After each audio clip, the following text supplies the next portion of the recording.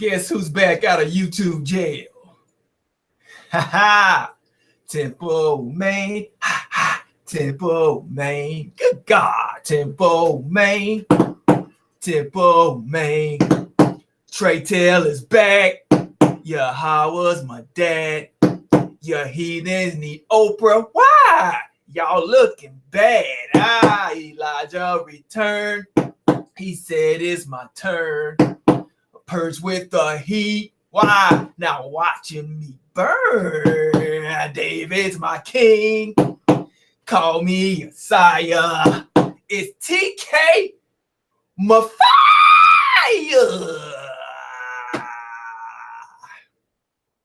Shalom, shalom, shalom. Sorry I kept y'all waiting for so long.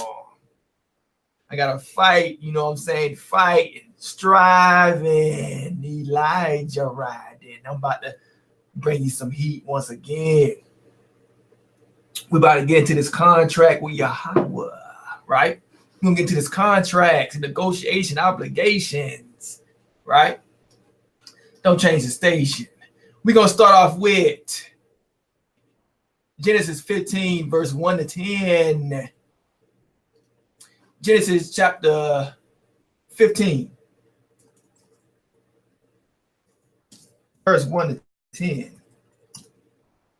Right? Ain't got time to talk. Y'all say feed the floor. Genesis 15, verse 1 to 10. After these things, Yahawah's word came to Abraham in a vision, saying, don't be afraid, Abraham. I am your shield, your exceedingly great reward. Abraham said, Yahawah, what will you give me since I go childish? And he who will inherit my estate is Elijah of Damascus. Abraham said, behold, to me you have given no children. Behold, one born in my house is my heir. Behold, Yahawah's word came to him, saying, this man will not be your heir, but he will come out of your own body and will be your heir. Yahawah brought him outside and said, look now toward the sky and count the stars. If you were able to count them, he said to Abraham, so your offspring will be. He believed in Yahawah, who credited him for righteousness. He said to Abraham, I am Yahawah, who brought you out of Ur of the Chaldees to give you this land to inherit it. He said, Yahawah, how will I know that I will inherit? He said to him, bring me a heifer 3 years old, a female goat 3 years old, a ram 3 years old, a turtle dove, and a young pigeon. He brought them all to these and divided him in the middle and laid each half opposite the other, but he didn't divide the bird. So you got right there. There's that covenant agreement. Yahawah desired, right, a sacrifice, 3 years old heifer, female ram, a turtle dove, and a young pigeon to solidify it, right? We're gonna get into more deep into that contract, that covenant, right? Right? Let's go to 2 Samuel chapter 8, right? Chapter 7, verse 8 to 16. 8 to 16. Let's get it. Let's get it. It reads, now therefore tell my servant David, Yahawah army says, I took you from the sheep pen, from following the sheep, to be prince over my people, over Israel. I have been with you wherever you went, and have cut off all your enemies before you. I will make you a great name, like the name of the great ones who are in the earth. I will appoint a place for all my people Israel, and will plant them, that they may dwell in their own plants and be placed and be moved no more. The children of wickedness will afflict them any more as at the first. And as from the day that I commanded judges to be over my people Israel, I will cause you to rest from all your enemies. Moreover, Yahawah tells you that Yahawah will make you a house. When your days are fulfilled and you sleep with your fathers, I will set up your offspring after you, who will proceed out of your body, and I will establish his kingdom. He will build a house for my name, and I will establish the throne of his kingdom forever. I will be his father, and he will be my son. If he commits iniquity, I will chasten him with the rod of man, and with the stripes of the children of man. But my loving kindness will not depart from him, as I took it from Saul, whom I put away before you. Your house and your kingdom will be made sure forever before you. Your throne will be established forever, right? All hail to King David, right? Dawid. See, I'm the son of Yahawah, right? I'm the son he's talking about in this scripture, right? You can be too, but you got to purge. You got to sit on that altar. We'll get into a little deeper, right? Right? But Yahawah gave him a promise. Here's a covenant, right? Right? Which comes with obligations. He said he will establish his sons in the kingdom forever, but he will chasten them with the rod of man, with the stripes of children of man for iniquities, right? right? That's the process. Be destroyed if you don't listen, and reign as a king when you do, right? That's that curse. That's that curse because you don't know you the children, right? You're getting destroyed. But we're gonna break all that down, Templeman Nomic, right? Like I always do. This contract, as I said before, comes with obligations. Let's go to 2 Samuel 15. 2 Samuel 15, verse 1 to 3. Right? We trying to get eternity. 2 Samuel 15, verse 1 to 3. After this, Absalom prepared a chariot and horses for himself, and 50 men to run before him. Absalom rose up early. I'm sorry, wrong one. I'm sorry, my bad. 2 Samuel 15, verse 26. My fault. All up in the mix. 2 Samuel 15, verse 26. Must be 1 Samuel. Hold on. Must be. 1 minute.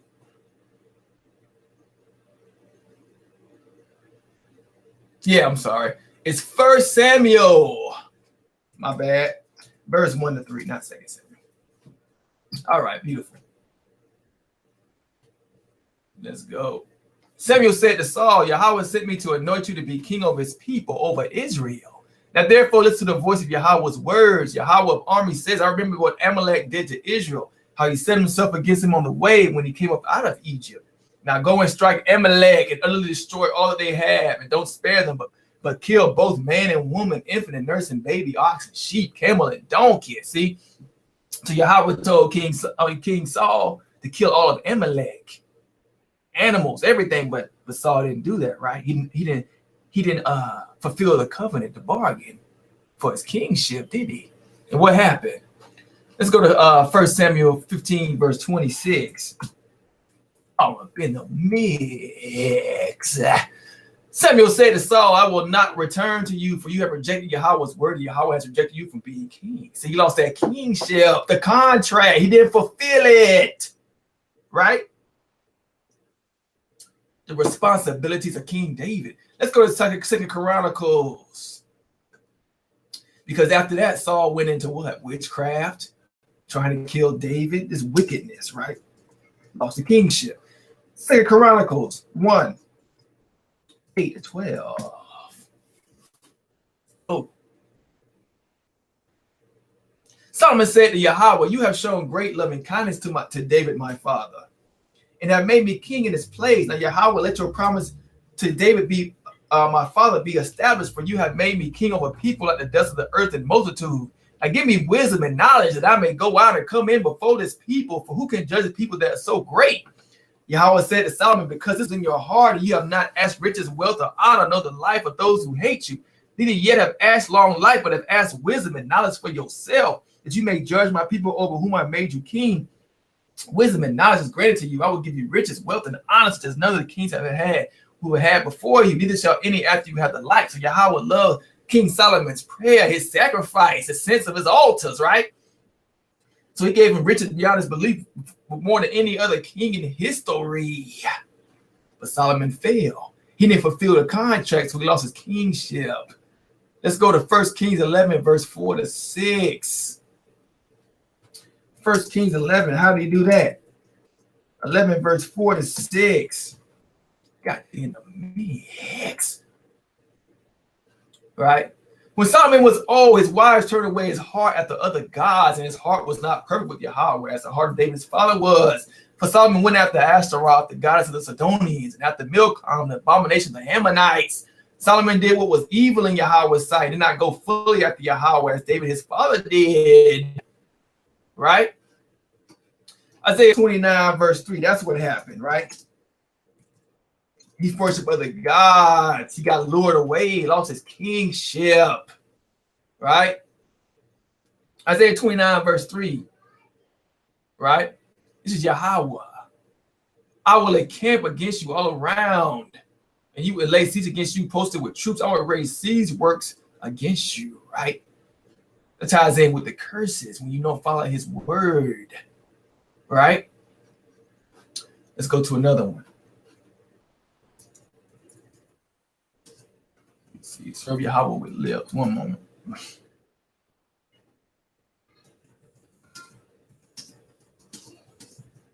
Oops, I did it again. Where's that? Hearts are far from me. You see, Isaiah 29, verse 13. It's not verse 3, verse 13. Yahawah says, if people come near to me with their mouth and honor me with their lips, but their hearts are far from me, their worship of me is based on merely human rules that have been taught. See that? The hearts are far from Yahawah. Solomon's heart became far from him. And we're going to something else now. Real quick. Right? Now, after this Baal worship, right, of the Israelites after the Exodus, right? Yahawah said, one people stand on one side, other people stand on one side that's with me, and other people stay on the other side that's with the Baal, so I can swallow them up with the earth, right? Right? Now, something happened after that as well. It was a covenant with the people. Let's go to Exodus 24, verse 7 to 8. Exodus 24, verse 7 to 8. Hold on.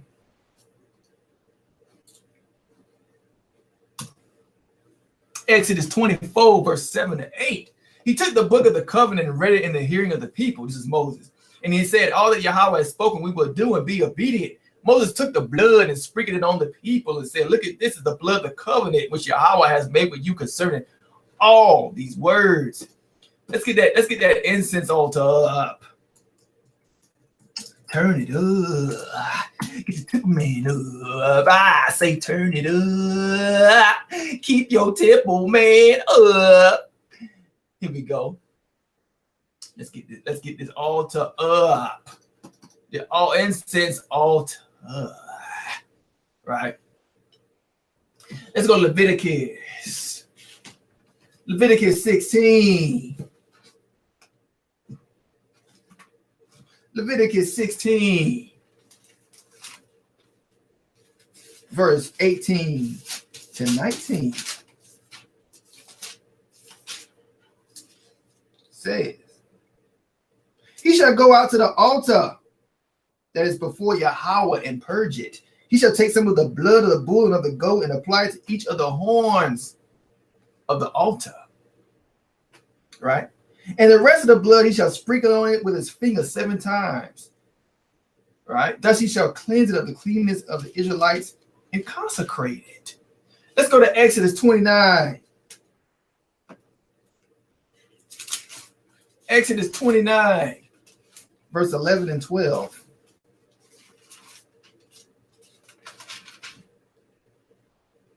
Slaughter of the bull before Yahawah at the end of the tent of meeting. And take some of the bull's blood and put it on the horns of the altar with your finger. Then pour out the rest of the blood at the altar, the base of the altar. Right? Right? I got something for you. Let's get this up. One moment. Shimmy, shimmy, cocoa wood. Read the Torah now. Light it up. Take a puff. Make it go.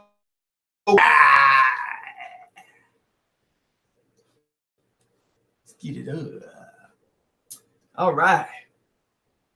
Got a visual aid here. All right. Right. See the incense altar. Right. You got the horns. Right there, right? The horns on the altar. Right. Right. Now you got the blood, the dome. Leviticus 16, verse 18 and 19, right? It represents the think, resemble, become like, meditate, similar, right? That's the blood that was sprinkled on the altar of the people, right? Right? And you got the nakash, the copper, right? The base, what you're trying to rise from, the kash, right? Right? The Yesawah. Right? The base of the altar is called the Yesod. Right?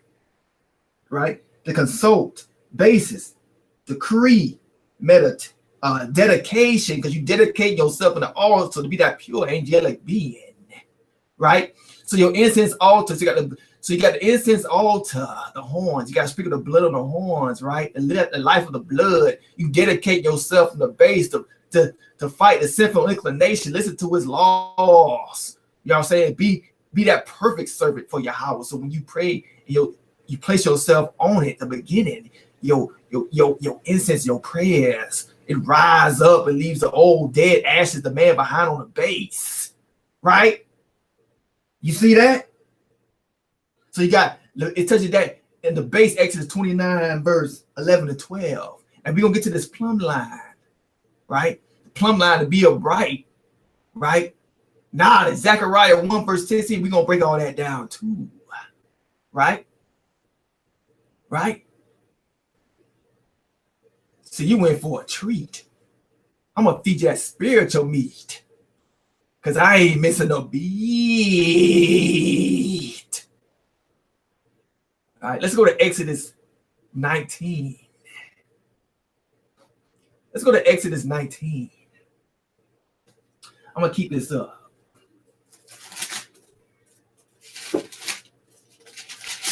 Exodus 19, verse 3 to 6. And Moses went up to Yahawah. Yahawah called to him from the mountain, saying, thus shall you say to the house of Jacob and declare to the children of Israel, you are seeing what I did to the Egyptians, how I bore you on eagle's wings and brought you to me. Now that if you will obey me faithfully and keep my commandments, right? You shall be my treasured possession among all the peoples. Indeed, all the earth is mine, but you shall be to me a kingdom of priests and a holy nation. These are the words of Yahawah that you shall speak to the children of Israel. So it says in verse 19, in verse 3, Moses went up to the mountain. He ascended, right? He ascended up the mountain, right?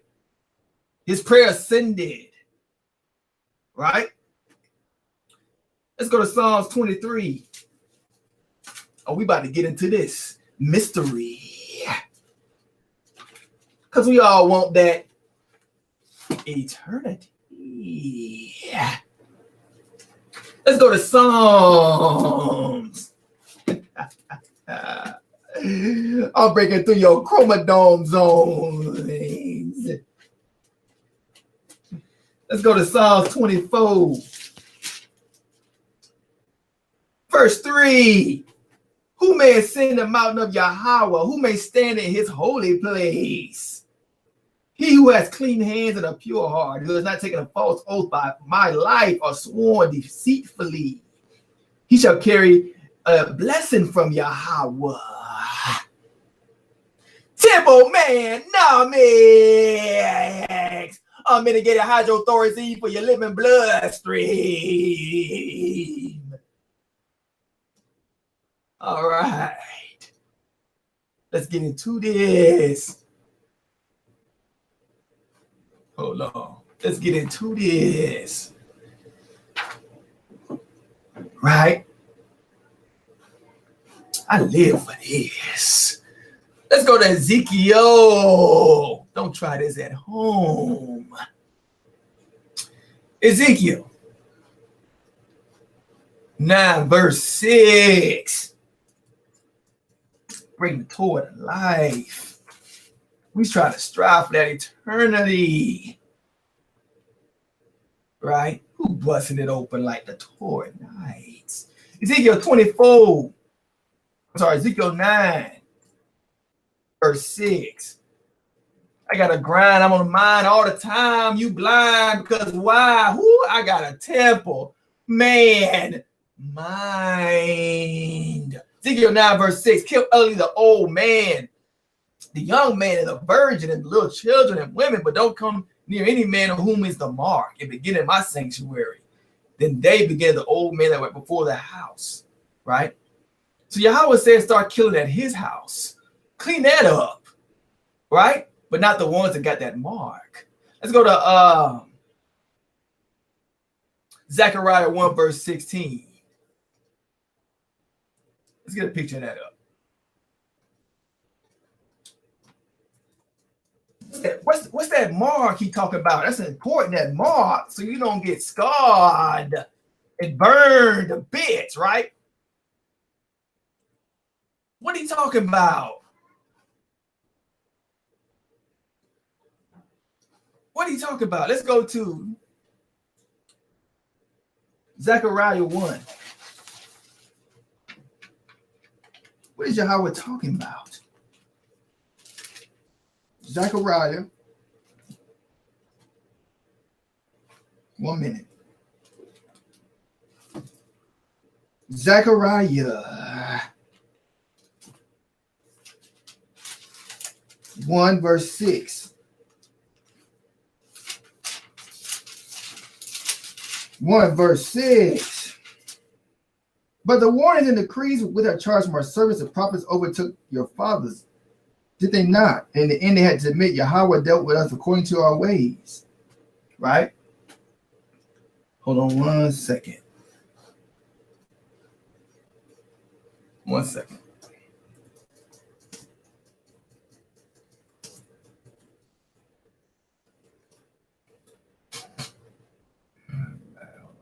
Zechariah. It's not Zechariah. Oh, here we go. I'm sorry. Amos 7 verse 8. That's the correct precept. Amos 7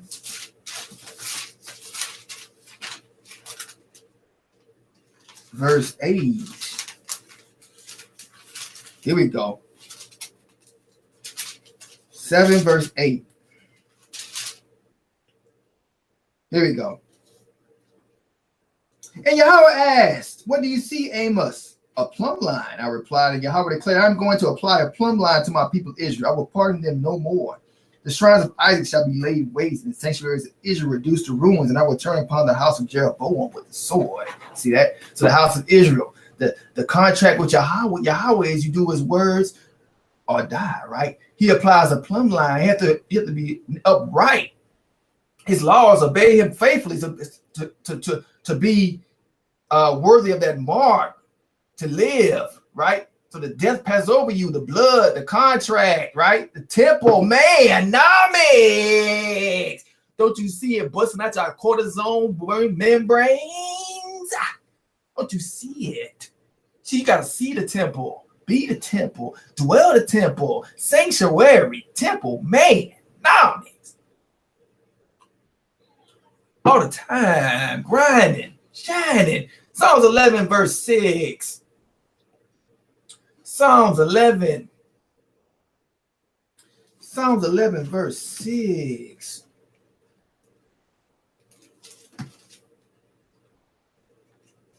Psalms 11.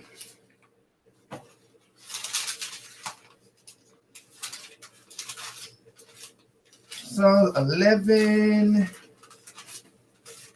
verse 6. He will rain down upon the wicked blazing coals and sulfur. Scorching wind shall be the lot. See that? He gonna rain fire. Because Yahweh seeks out the righteous man, but loathes the wicked one who loves injustice. See that? See, Yahweh raining fire if you ain't got that more. You're gonna be in a sulfur bath. Right? Yeah, I'm in the temple and shelter. Better grab a raincoat and bring some umbrellas. I pray for rain. Yeah, y'all make it rain on you hoes. I pray for rain. Yeah, I make it rain on you hoes. Let's go to Jeremiah. Jeremiah. Chapter 30. Verse 21 to 22. It says,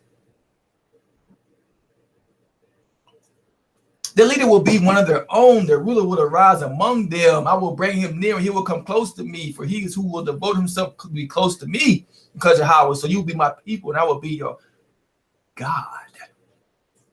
See, he will rise, right? Ascend, right?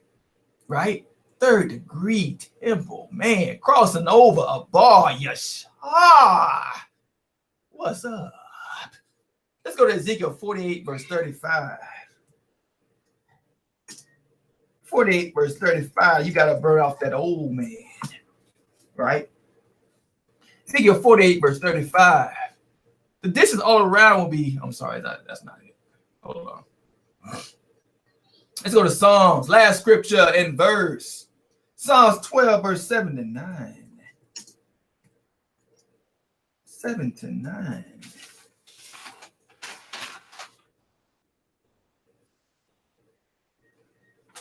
Hold on one second. It's an important script I got to get.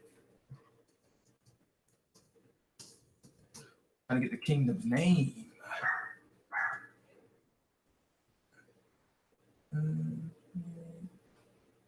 It's got to be 35. 1 minute. Ezekiel 48.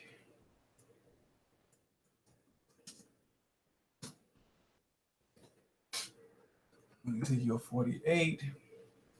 Yeah, it's the right one. 35. Here we go. Here we go. Yeah, it is 35. The distance all around will be 18,000 cubits. And the name of the city from that time on will be, this is future prophecy, Yahawah is there. So that's that mark on your head. You that city, you that land, you that priest, that holy kingship, right? King David, right? When you put yourself at that altar, Yahawah opens up the gates. Let's go to Psalms 12, verse 7 to 9, right? This is why I can cut them down anytime. While I'm Mashal, while I'm teaching and breathing and reaching, right? Right? Right? Show me the wonders of your great love, you who saved by your right hand, those who take refuge in you from their foes. Keep me as an apple of your eye, hide me in the shadow of your wings, right? Let's go to 12, last scripture right here. This is the one. 12, verse 7 to 9. Templeman time. You, Yahawah, will keep the needy safe, right? And will protect us forever from the wicked and freely strut about when what is vile, honored by the human race, right? Let's go to Proverbs 1, verse 23. I know I said it's the last one, but I got a few more. Proverbs 1, verse 23.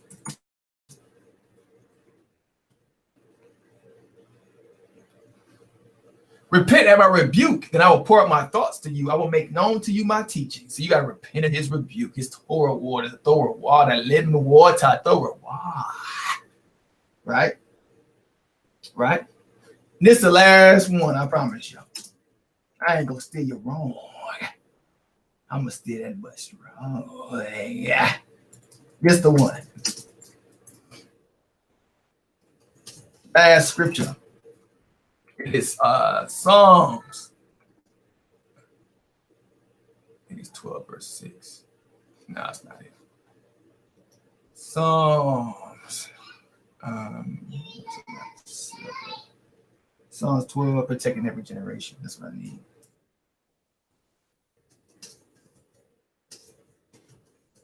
Almost there. Here we go.